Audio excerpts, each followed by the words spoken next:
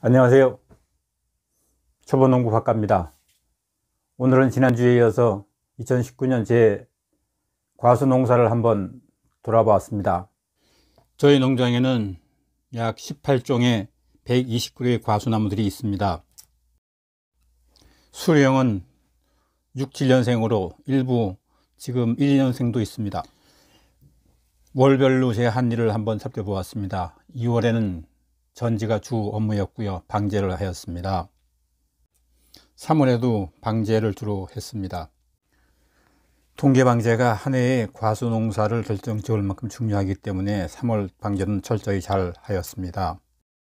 4월부터는 이제 꽃이 피기 시작하고 과수 농사의 일들이 본격적으로 시작하는 달이 되겠습니다. 4월부터는 적어도 한 달에 한 번 방제 작업을 하게 됩니다. 5월부터는 과수나무에 과수들이 생기기 시작해서 적과를 시작하게 됩니다. 특히 5월에는 선녀나방이 처음 출몰하기 때문에 방제가 매우 중요합니다.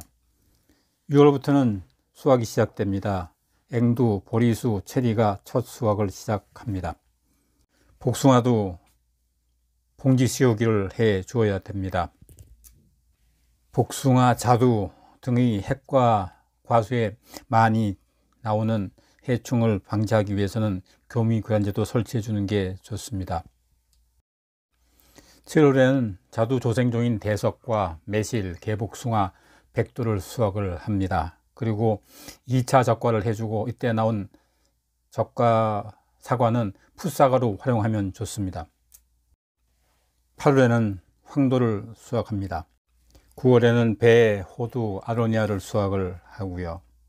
10월에는 사과, 밤, 대추를 수확하고 감도 꽃감용으로는 조금 단단할 때 수확을 하게 됩니다. 수확을 마친 과수나무들에게는 동계방제가 시작이 됩니다. 12월에 홍시, 감 수확의 마지막입니다. 그리고 각 과수나무들의 밑거름으로 개분을 주게 됩니다. 이 밑거름이 내년에 과실이 되어 저희에게 기쁨을 주게 됩니다. 과수농사를 월별로 대충 살펴보았고요. 저희 과수농사를 조금 정리해 보면 전체는 맨 처음에 말씀드린 대로 19종 과수로 120그루 정도 있고요. 많이 수확하는 과수는 매실, 사과, 자두, 감, 앵두, 보리수, 복숭아 등입니다. 그리고 밤은 올해 첫 수확을 했고요. 나머지는 한두 그루로 사실 저희가 그냥 저희 식구들이 먹는 정도의 과수는 나오고 있습니다. 그리고 다 수확되는 과수들은 지인들이나 필요한 분들에게 저희는 나누어 주고 있습니다. 여러분들도 필요하시면 댓글을 남기시면 저희가 적어나마 조금씩 나누도록 하겠습니다. 과수농에서 중요한 게 전지고 병충해 방제가 매우 중요한 것 같습니다. 그래서 최소한 동계방제는 필수이고요. 매달 한 번 정도로 병충해 방제를 해줘야 되는데 이때는 달마다 다른 농약을 써야 면역이 없어 효과가 좋습니다. 미국산 해충인 선녀나방이 방제가 가장 어렵습니다. 천적도 없고요. 저희가 사실 방제를 하게 되면 나방들이 날라서 다른 데로 갔다가 약효과가 떨어지면 다시 돌아오기 때문에 방제가 굉장히 어려워서 전국적인 방제가 필요한 부분이 이 부분이 되겠습니다. 다음은 과수별로 간단히 보았습니다. 복숭아는 봉지 씌우가 되게 중요하고요. 황도와 백도가 있는데 백도가 황도보다 한 달 먼저 수확됩니다.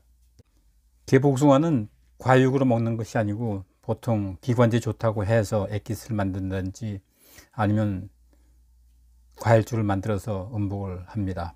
필요하신 분이 계시면 저희가 수확해서 나눠 드리고 있습니다. 사과는 전지가 중요하고요. 병방제도 되게 중요합니다. 특이한 것은 새들이 와서 사과에 흠집을 내놓으면 그 흠집을 통해서 벌들이 와서 과육을 다 먹어서 전혀 수확할 수가 없게 되는 경우가 많습니다. 그 대책으로 봉지를 씌우기도 하는데요. 그러면 사과가 착색이 잘 안 돼서 사실은 시각적으로는 조금 보기가 좋지는 않습니다. 그래서 저희는 그냥 키우고 있습니다. 새와 결국은 나눠 먹는 셈이죠. 매실은 농사짓기가 그렇게 어렵진 않은데 흑석병이라고 표피에 점처럼 까만 점이 생기게 되는데 이렇게 되면 발육도 늦고 모양도 좋지 않습니다. 이건 방제를 잘 해주면 큰 문제가 없는 것 같습니다.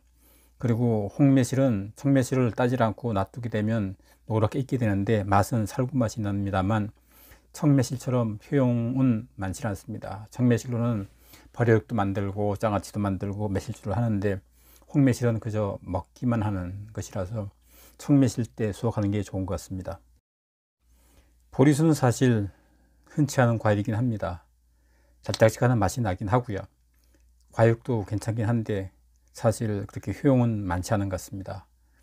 저 같은 경우는 보리수 주를 만드는데 이 과육이 많아서 한 달 이내에 걸러서 마시게 되면 맛이 괜찮습니다. 오래되면 맛이 없습니다.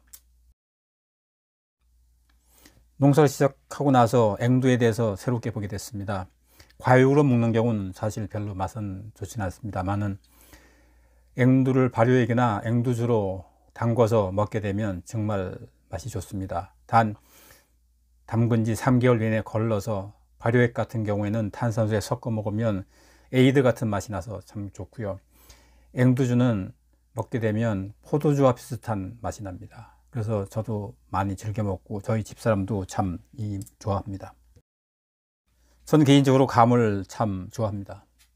근데 이 감농사에서 가장 중요한 것은 둥근 무늬 낙엽병인데 5월에 감염이 되면 7, 8월 또는 9월에 효과가 나타나는데 그 효과는 감이 다 낙과하게 됩니다. 그래서 반드시 5월에 둥근 무늬 낙엽병을 방지해 주는 게 매우 중요합니다. 그리고 곶감이나 감말랭이를 약간 말려서 꾸덕꾸덕한 상태에서 냉장고를 두었다가 먹으면 정말 맛이 좋더라고요. 저한테 가장 어려운 과수가 자두입니다. 단맛이 나기 때문에 벌레도 많고 병충해도 많습니다. 그런데 일찍 수확하는 대서기 같은 경우는 큰 문제 없이 수확을 잘 하고 있습니다만은 늦게 수확하는 포모사인 경우에는 4년 동안 제대로 수확을 한 번도 못했습니다. 이것저것 연구를 하고 있는데 아직 묘안은 없고요. 저로서 지금 하고 있는 것은 동계방제 시에 이 포모사 종류에 대해서는 저희가 동계방제를 좀 더 철저히 해서 결과가 어떤지 지금 계속 시도하고 있습니다. 좋은 결과가 나오면 잘 정리해서 그때 한번 다시 말씀드리겠습니다. 이 외에도 그림에서 보는 것처럼 여러 종류가 있습니다. 이 중에서 오미자와 은행은 아직 수확을 못하고 있습니다. 그래서 내년쯤 되면 오미자는 수확할 수 있을 것 같고요. 은행은 지금 한참 어리기 때문에 여러 해 더 있어야 될 것 같습니다. 종합해 보면 과수농사를 전문적으로 하자면 사실 주말 농부로서는 좀 어려운 점이 있습니다. 하지만 매 달마다 나오는 과실이 틀리고 현장에서 바로 먹을 수 있기 때문에 그건 이 과실이 주는 또 다른 즐거움이라 저는 이 즐거움을 만끽하고 있습니다. 그리고 이 과실을 남들과 나눌 수 있기에 더욱 좋은 것 같습니다. 거듭 말씀드리지만 혹시 필요한 사람이 있으면 댓글 남겨주시면 수확기에 조금이라도 나눠드리도록 하겠습니다. 연말연시 모두 건강하시고 내년에 뵙겠습니다. 감사합니다.